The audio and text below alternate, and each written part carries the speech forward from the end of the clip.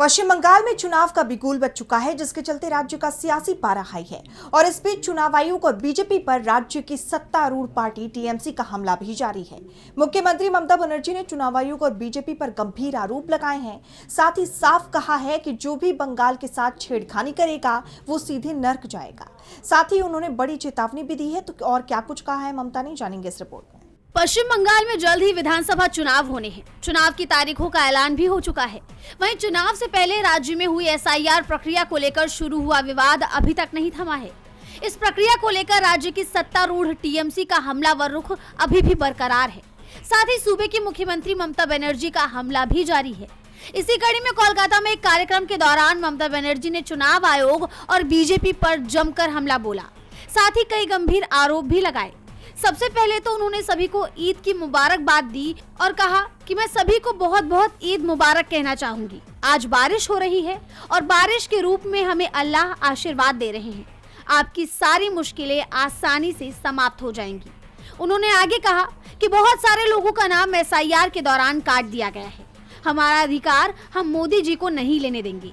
हमारे पास एक ही शक्ति है, हम डरेंगे नहीं। जो डरते हैं वो मरते हैं, लेकिन जो लड़ते हैं वो कामयाब होते हैं और हमारी लड़ाई जारी रहेगी।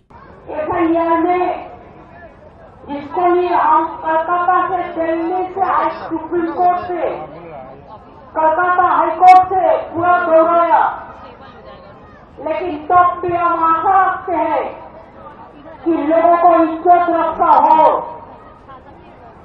अगर कोई भी आप लोगों के पास नहीं है तो हम बंगाल का और सिटीजन का साथ, नागरिक का साथ, और कम्युनिटी का साथ, और कास्ट का साथ, और सीट का साथ आप लोगों को परिवार का एक मेंबर होके रह के आपको ये लड़ाई हम जारी रखेंगे। उन्होंने आरोप लगाया कि बंगाल में अनौपचारिक राष्ट्रपति शासन लागू है। केंद्र सरकार राष्ट्रीय जनगणना और जनगणना के जरिए नागरिकता छीनने की योजना बना रही है। ममता ने प्रधानमंत्री नरेंद्र मोदी का जिक्र करते हुए आगे कहा कि आप हमारी सरकार को जबरदस्ती कंट्रोल करने की कोशिश कर रहे हैं। आप प्रेसिडेंट रूल लगाना चाहते हैं, फिर भी हम डरेंगे नहीं। बीजेपी चोरों और गुंडों की पार्टी है, गद्दारों की पार्टी है। कुछ गद्दार ऐसे भी हैं जो वोट बांटने के लिए बीजेपी से पैसे लेते हैं। मैं उनसे कहूंगी कि मुद्दई लाख बुरा चाहे तो क्या होता है, वही होता है जो मंजूर खुदा होता है। भारत और बंगाल की समृद्धि हो।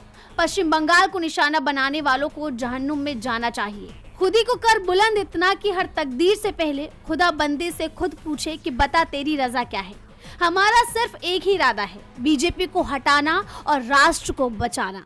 वहीं ममता बनर्जी के इन हमलों से केंद्र की मोदी सरकार बुरी तरह घिरी हुई दिखाई दे रही है। डीबी लाइव पश्चिम बंगाल की रिपोर्ट।